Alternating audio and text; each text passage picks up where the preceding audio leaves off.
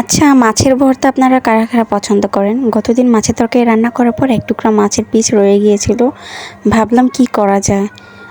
তাই একটু চিন্তা করে দেখার পর ভাবলাম যে এক টুকরা মাছ দিয়ে আসলে একটু সময়ের ভিতরে একটা সুন্দর ভর্তা বানিয়ে নেওয়া যাক।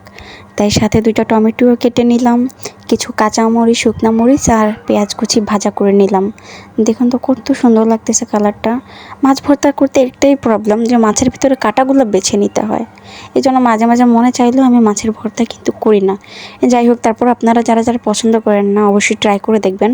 খুব অল্প সময়ের ভিতরে মাছের ভর্তাটা অনেক সুন্দর করে করা যায়। সাথে ২টা টমেটো নেওয়ার কারণ আরেকটু মজা হওয়ার জন্য। আসলে আমি সচরাচর মাছের ভর্তাতে টমেটোটা দেই না কখনো। এবার একটু অন্যরকম করে ভর্তার রেসিপিটা করার জন্য একটু দিয়ে নিলাম ২টা টমেটোর টুকরো। ভালো করে আগে ভেজে নিলাম। এখন সুন্দর করে দেখতে পাচ্ছেন হাতে একটু ভেঙে নিচ্ছি। দেখতেছি যে না, হাতে আসলে সুন্দর করে ভাঙা হচ্ছে না। এরপরে চলে যাব একটু ভর্তাটা পাটার মধ্যে একটু পিষে মিহি করার জন্য। গোটাটা মিহি করে নেবেন না, তাহলে আসলে মাছের ভর্তা একটু গোটা গোটা থাকলে মুখে ভাতের সাথে খেতে ভালো লাগে।